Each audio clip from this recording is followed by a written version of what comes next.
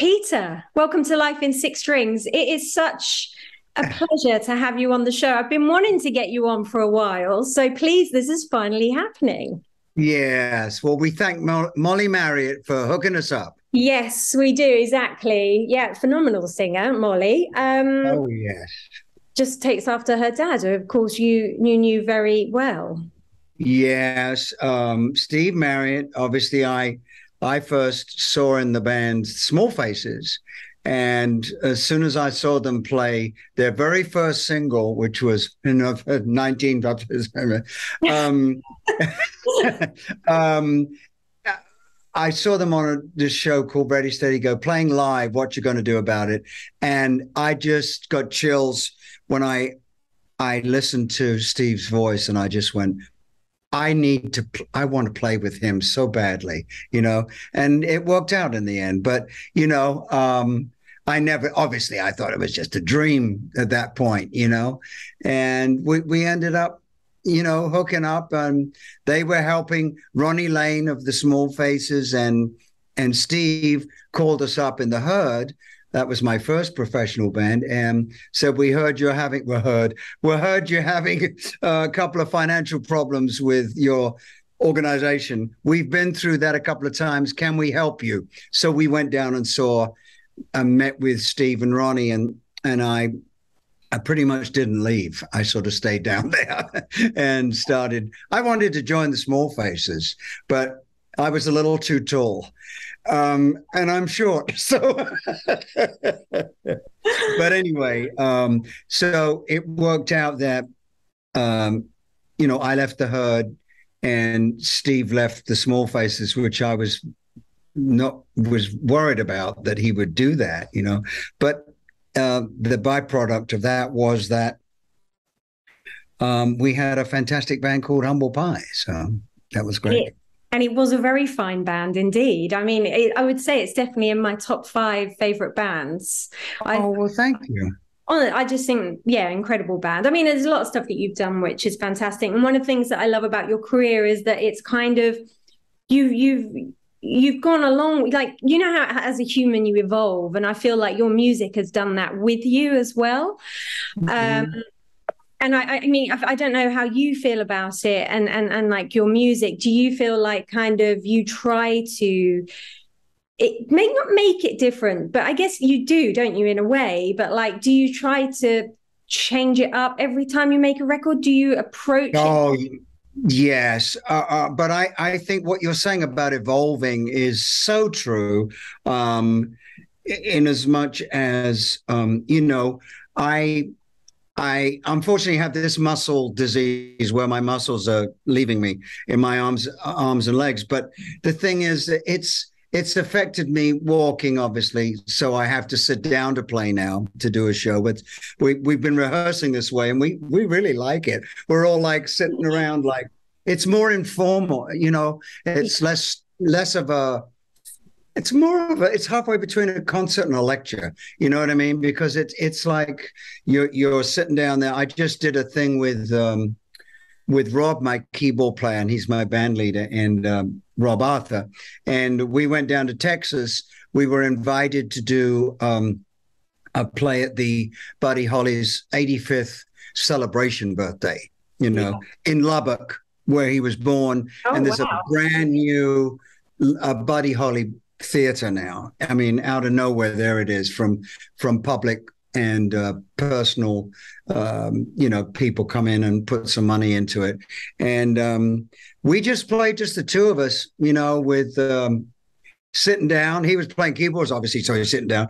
And I sat down for the first time playing electric, and it was fantastic. It was just, I really enjoyed it. So it's something different. Also, I think with the evolving thing is that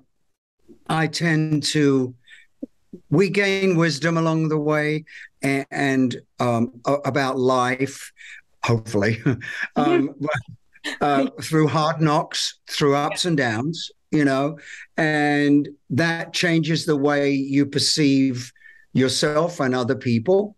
And hopefully you come to the realization that peace and love is what it's all about.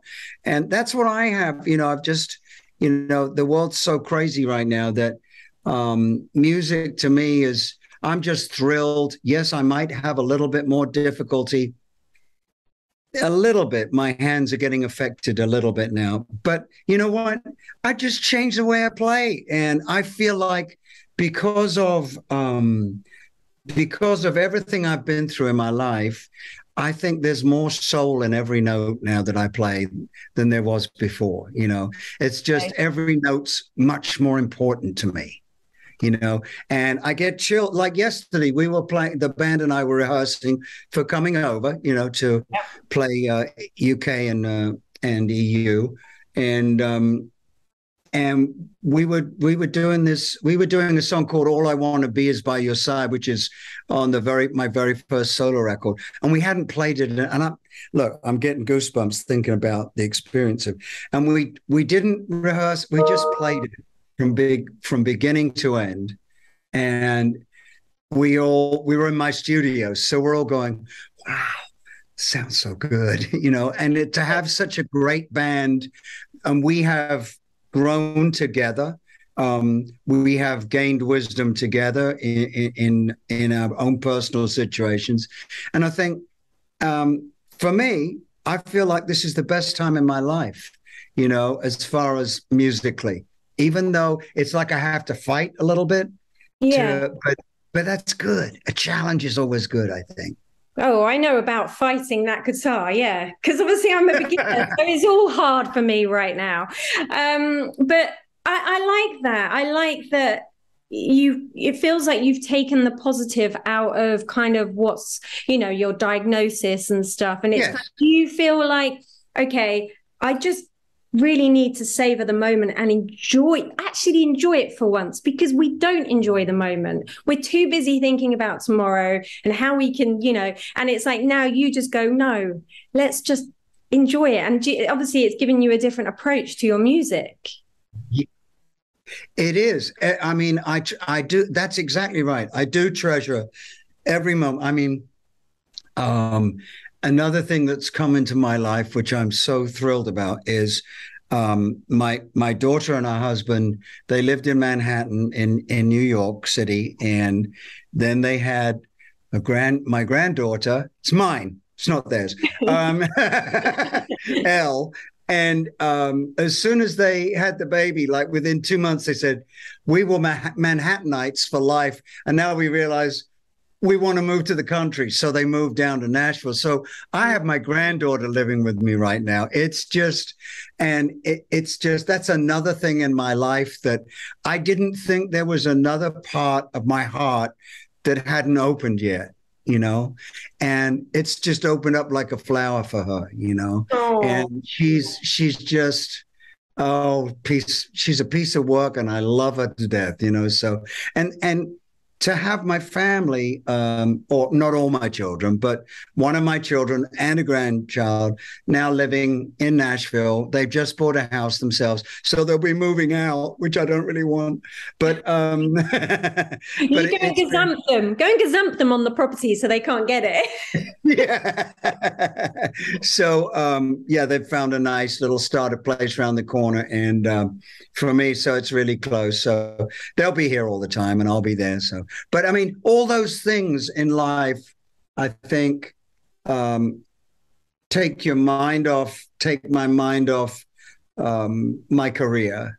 And it beforehand, earlier in life, I was just like this, the career, and overthinking it maybe. But now it's just like, I'm just going to do whatever I want, and have done for years now. So it's been, it's a lovely time for me. No matter whether I have what disease, doesn't matter. It's just a great time in my life. I'm enjoying myself. That makes me happy to hear. That's fantastic. And I was reading something about your diagnosis, and it was a doctor that was saying that basically they think that where you are in your stage, you've probably read it, where you are in your stage, maybe your muscle loss should be more than what it is. And they think that maybe it's down to playing the guitar. which has kept your hands stronger and stuff, which again just goes to show how bloody fantastic guitars are. Yes, exactly. Yeah. No, in fact, I work with the head of Dr. Lisa Christopher Stein, who's the head of myositis clinic in Johns Hopkins, which is undoubtedly one of the best hospitals in this country, teaching hospitals. And she, after working with me, she suggested when other patients would say, what can I do to, well, first of all, exercise I exercise 6 days a week. Yeah. From my hands to my feet, everything in between. And so I just said, I think that, and they came to see me play in Baltimore. I played in where Johns Hopkins is. And my doctor just said, all of them, that there was a whole team of them that came. And afterwards I said, what do you think? They said, keep doing that. That's the best thing for your fingers are flying all over the place. So yeah, so then she decided that she realized how integral to my lack of progression in my hands, for instance, that she suggested to her other patients to take up an instrument. It's fantastic, isn't it? Whether it be piano or guitar or banjo or whatever, or anything, trumpet, it can anything that you use your fingers for, So, and she doesn't. She makes her patients all play an instrument now. That's great. I love it. That's brilliant. That is so cool. And so you mentioned the tour, because I want to give it a good plug, because it's exciting that you're coming over. And do you think this will be the last dates that you do in Europe? You don't think you'll try and squeeze some more in? I can't never say never, but there's a good chance. I mean, it's 50-50, to be honest. It depends. See how it goes, basically. Yes. Yes. I'm in a booking a tour for me, or booking a show for me, is the perfect catch-22, because you can't book it for tomorrow. It's got to be booked down the road. And then how am I going to be in that 3 months or 6 months from now? So that's the catch-22, that I have to do as much as I can in the shortest space of time, basically. That's why we did nearly 3 albums before the finale tour in America and Canada. I just said, after we finished touring in 2018 with Steve Miller, we'd done 2 summers together. I've known Steve since I was, that big. And we had a great time. And on the bus home, I just said to go, let's go record as quickly as possible. I want to play as much as I can. So we went in, we did a blues album of covers, and then we did an instrumental album of covers, because I didn't have time to write. And then I started writing, and we started working on what will be the next record, hopefully one day when I finished it, which is all brand new Frampton material. Oh, good. Okay, so you've written it all. You haven't started recording it yet? No, we recorded about 5 or 6 tracks, of which, who knows, 2 or 3 might be, used. But I've been, ever since throughout I've been writing, so I still don't have everything I want. It's got to it's got to go to 11. It can't be a 10 even. You know?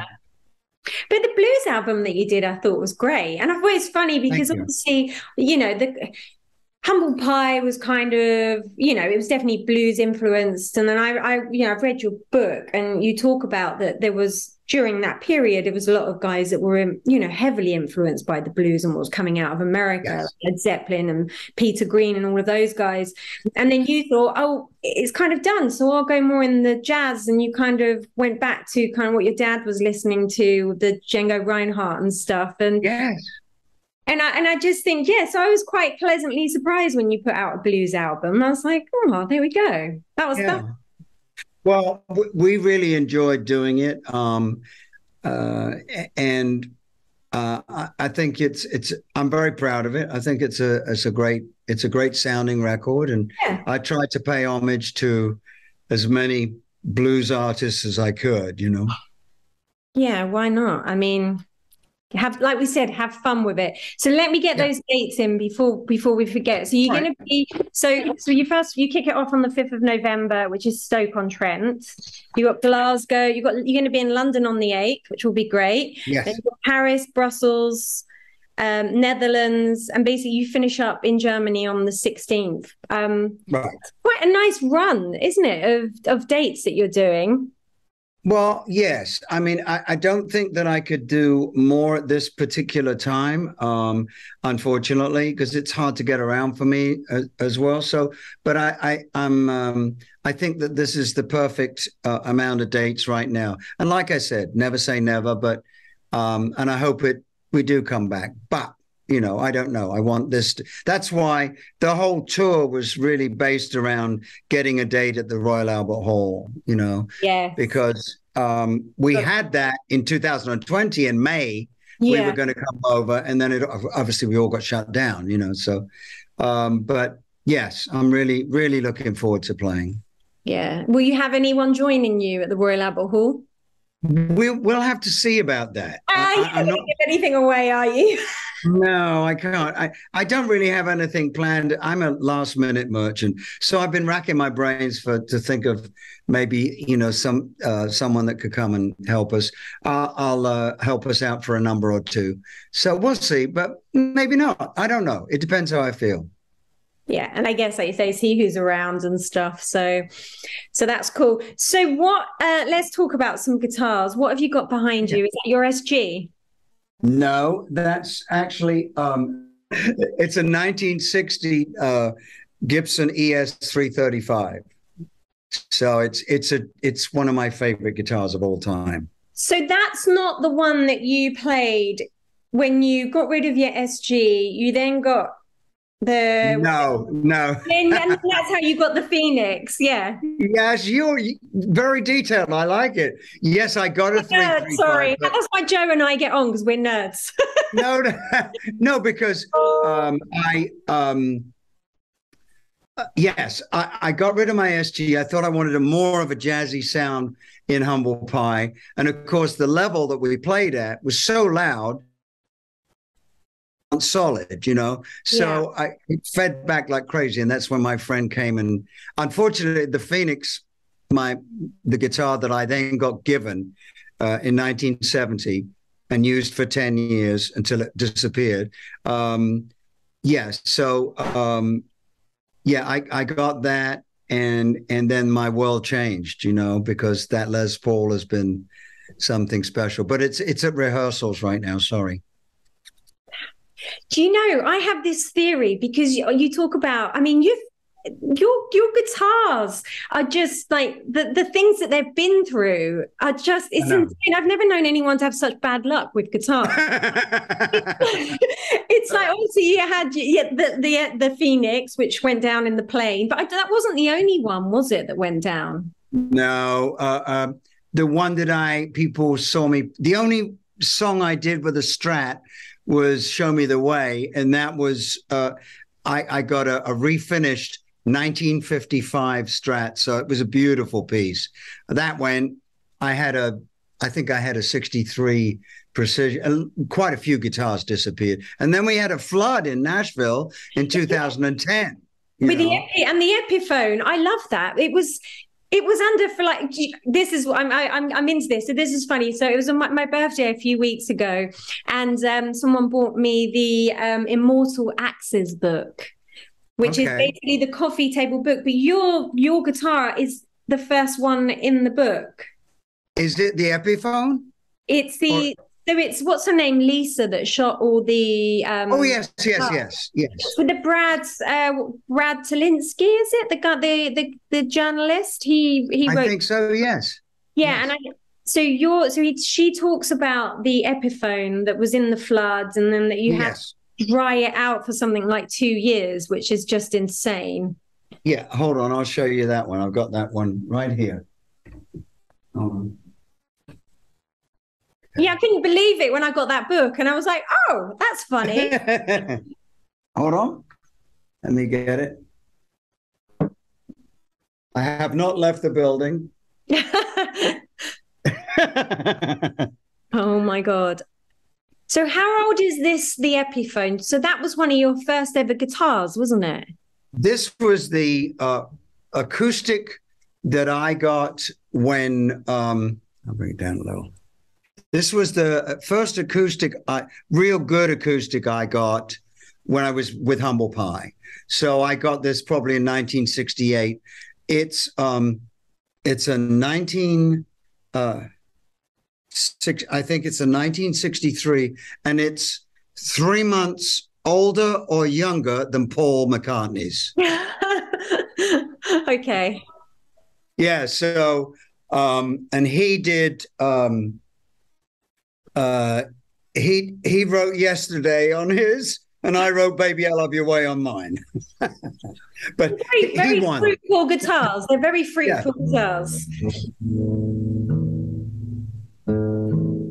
You can edit this bit out, I hope. Yeah, I can. Well, this is part of this show's quite loose anyway. It's more like a hang.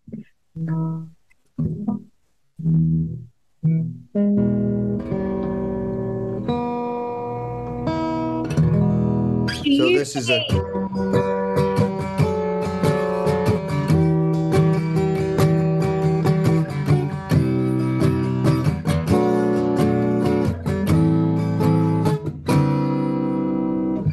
it sounds just like the record, doesn't it? It's amazing. It's such a beautiful guitar. And it's so great that you kept it.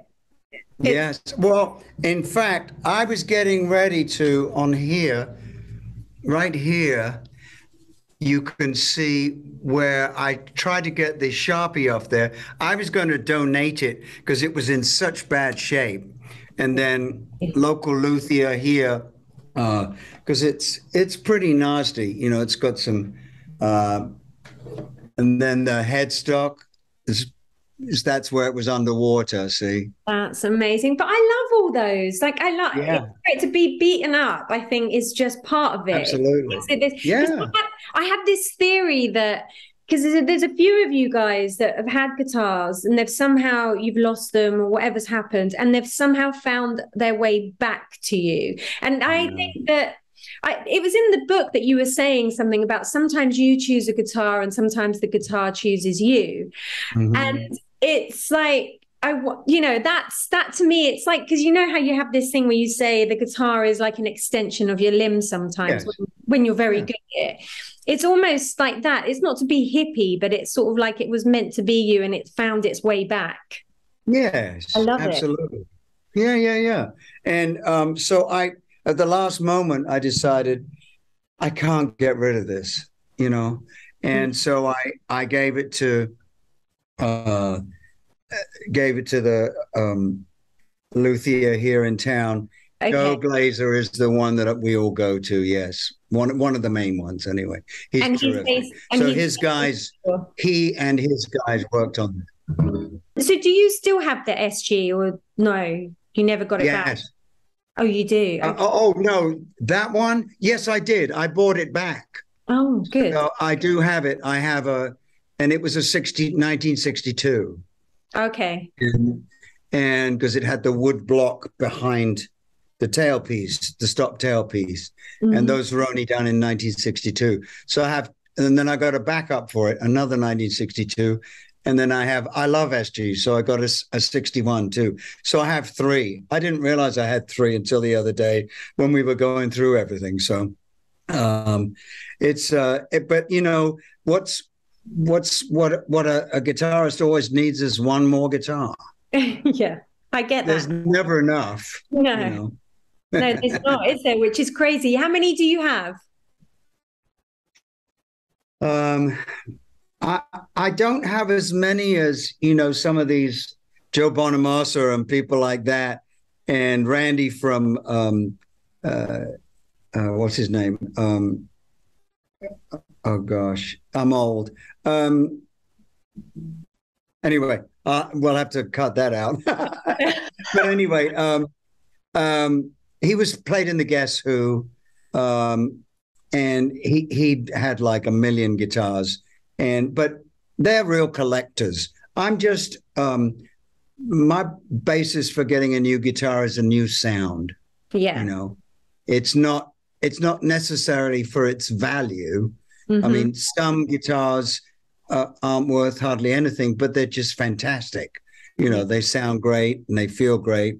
On the other hand, you can buy something that was worth multi-thousands, multi-hundreds of thousands, and it looks great and it's a vintage piece, but it's not a great guitar, you know? Yeah. No, it's funny how that works. Exactly. And everyone sounds different on it as well, which I guess is good. Everyone sounds different. Yeah, I've often said that. Hold on, let's see.